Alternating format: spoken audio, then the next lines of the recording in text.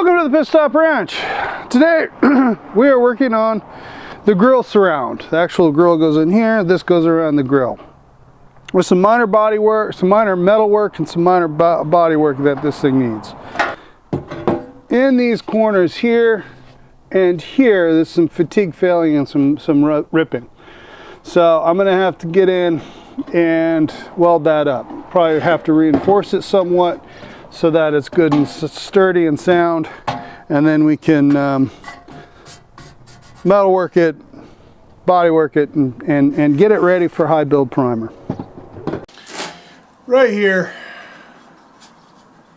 you can see there is this fatigued area that is breaking and coming apart.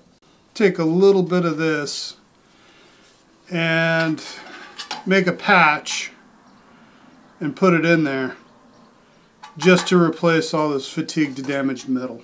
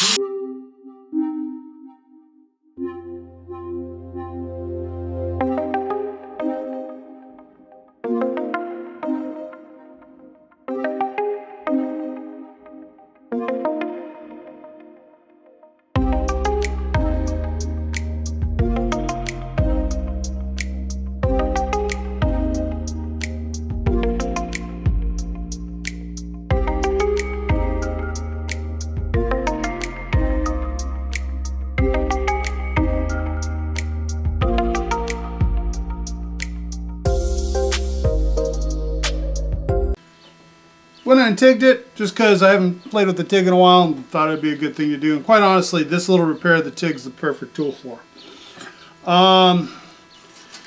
Whenever you run out of MIG wire, you always end up with this 4-foot long stringer. It's useless. So what I like to do is I always keep it, and then I use it when welding this thin stuff. I like to use the MIG wire as my filler. If you disagree with me, that's on you, no problem.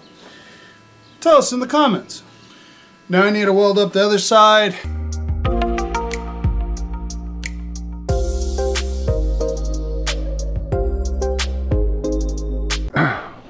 Okay, this here is the grill surround.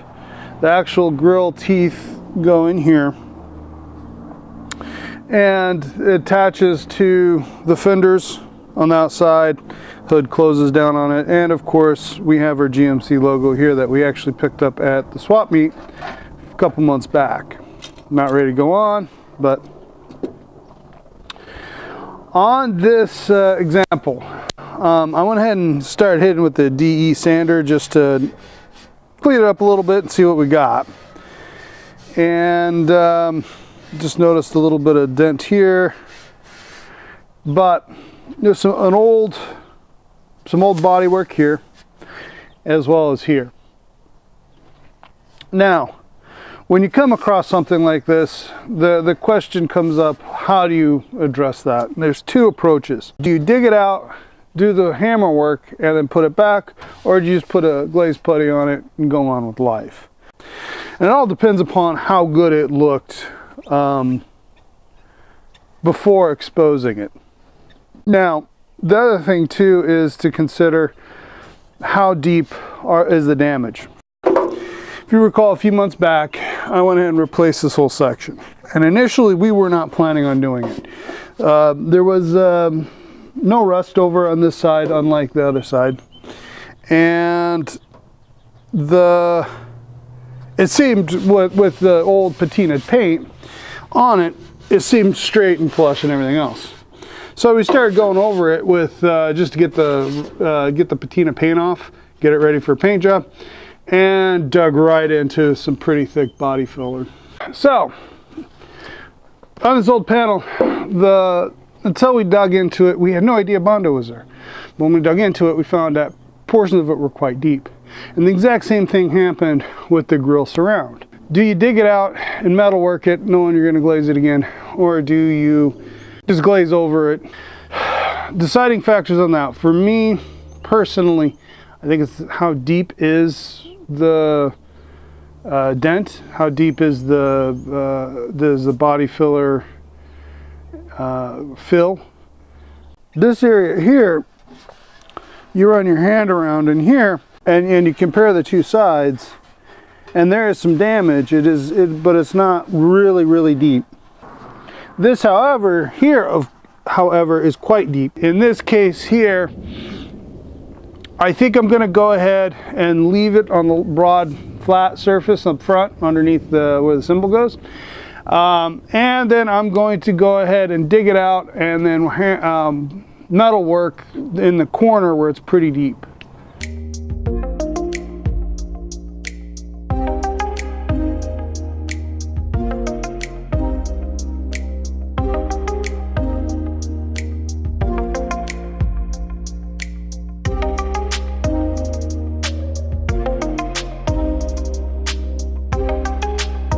Okay, as you can see, we've cleared the putty out of it. So now we're going to go ahead and give it a little bit of love with the hammer and dolly and figure out which ones will fit in there. And that might be the big reason why this hasn't been fixed, is because its location, the way the metal, the way everything's bent up in here, it's kind of hard to get a hammer or dolly or whatnot in there. So we shall see.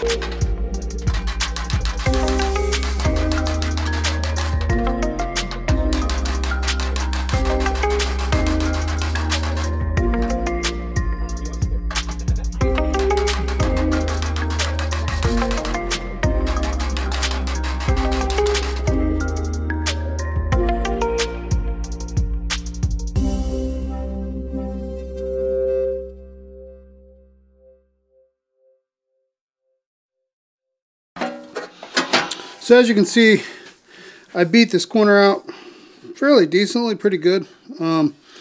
It's still a little wonky. It seems a little low, still seems low in here.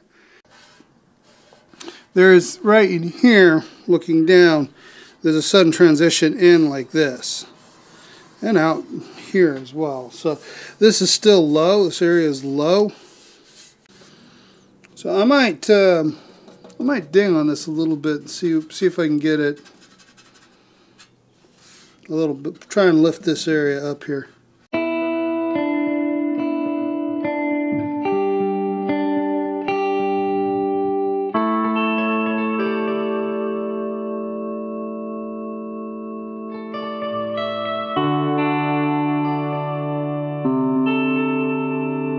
Like this little damaged spot here that I just noticed, it's real shallow, though it's got a raised spot here. So what I'm going to do is I'm going to go ahead and work this raised spot down, pushing this low spot up, and then I'll go over with some glaze putty to make it perfect.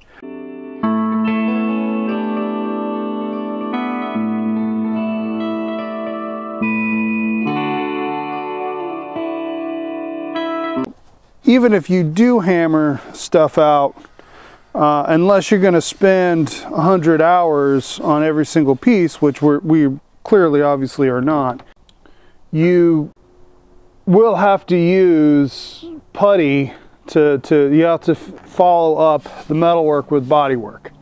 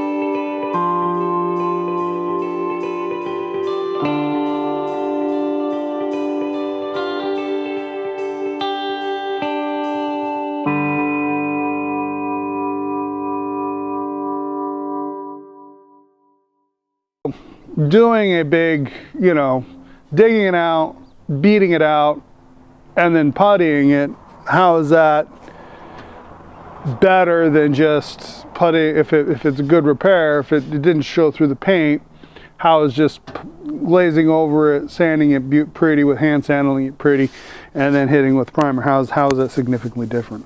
I tend to think, my mind thinks that thick putty is bad, thin putty is good. And you're free to disagree with me on that, and tell me why down in the comments. Alrighty, as you can see, we went ahead and made this a little bit nicer. I think the grill surround is ready for high build, looking really good. So that is a big step, because right now we're just trying to get everything ready for high build that still needs high build, and then we can shoot that hopefully in a week or so. Another thing we have to work on today is this there's the rad core support, and it's just dirty, crunchy, and this lower valence portion of it is pretty beat. So look at some pictures and confirm what it's actually supposed to look like and beat it straight. Now this we're not going to actually prime. We're going to clean up real good and just shoot, and probably a similar shade of white.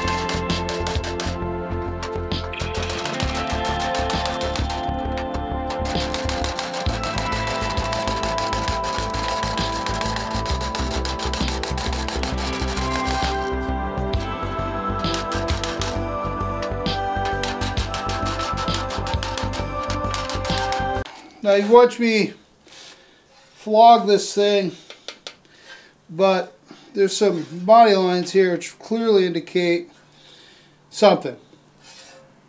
And having done some research, this thing does weird stuff. So I'm not 100% sure where stuff bends and then bolts onto this.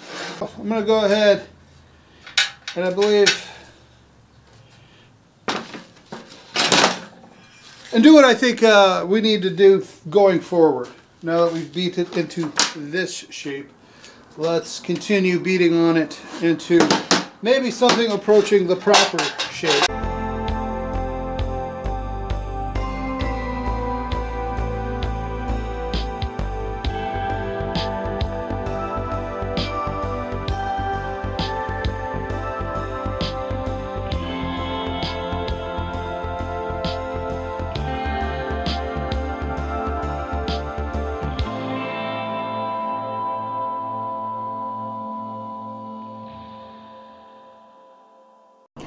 This is more beat back into something approaching an appropriate condition, though it's still very chewed up.